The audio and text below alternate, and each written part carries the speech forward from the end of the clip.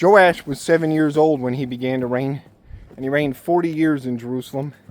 His mother's name was Zibiah of Beersheba.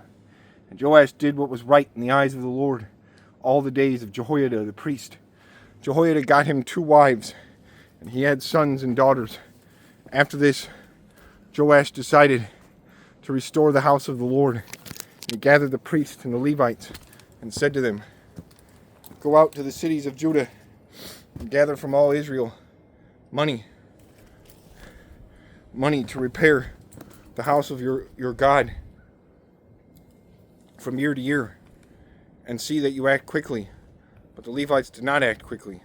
So the king summoned Jehoiada the chief and said to him, "Why have you not required the Levites to bring in from Judah and Jerusalem the tax levied by Moses, the servant of the Lord, and the congregation of Israel for the tent of testimony?" For the sons of Athaliah, that wicked woman, had broken into the house of God and had also used all the dedicated things of the house of the Lord for the Baals.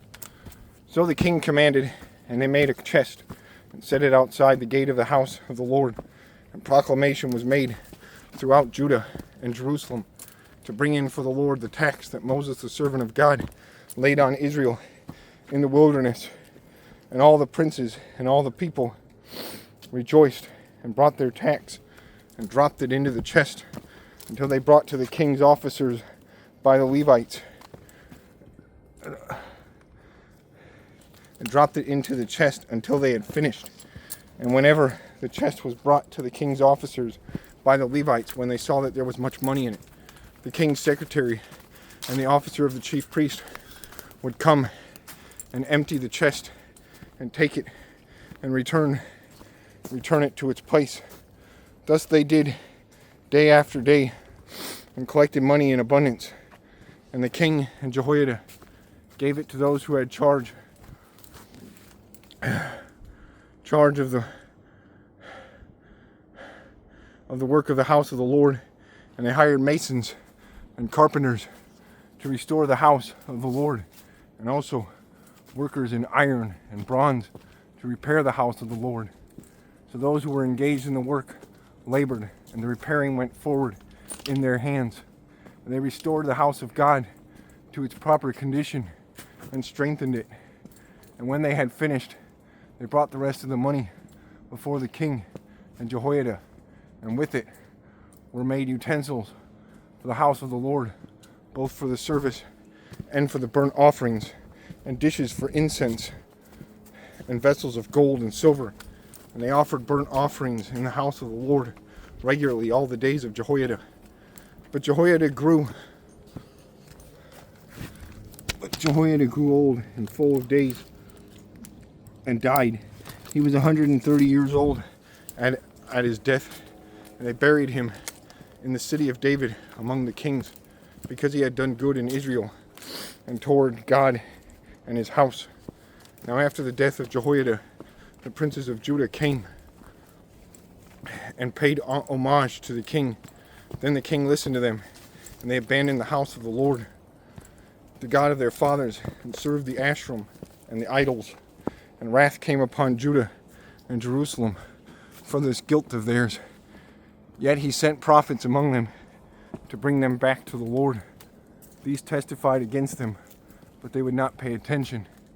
Then the Spirit of God clothed Zechariah the son of Jehoiada the priest, and he stood above the people and said to them, "Thus says God, why do you break the commandments of the Lord, so that you cannot prosper? Because you have forsaken the Lord, he has forsaken you." But they conspired against him, and by command of the king, they stoned him with stones in the court of the house of the Lord. Then Joash, the king, did not remember the kindness that Jehoiada, Zechariah's father, had shown him, but killed his son. And when he was dying, he said, "May the Lord see and avenge." At the end of the year, the army of the Syrians came up against Joash.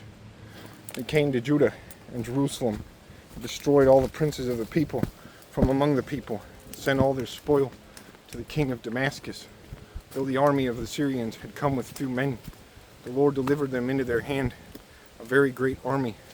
because Judah had forsaken the Lord, the God of their fathers. Thus they executed judgment on Joash when they departed from him, leaving him severely wounded.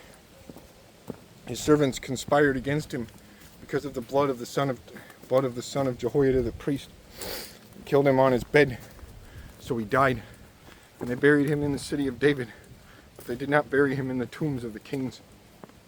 Those who conspired against him were Zabad, the son of Shimeath, the Ammonite, and Jehozabad, the son of Shimrith, the Moabite.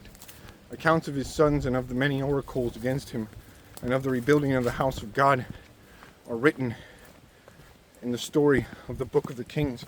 And Amaziah his son reigned in his place.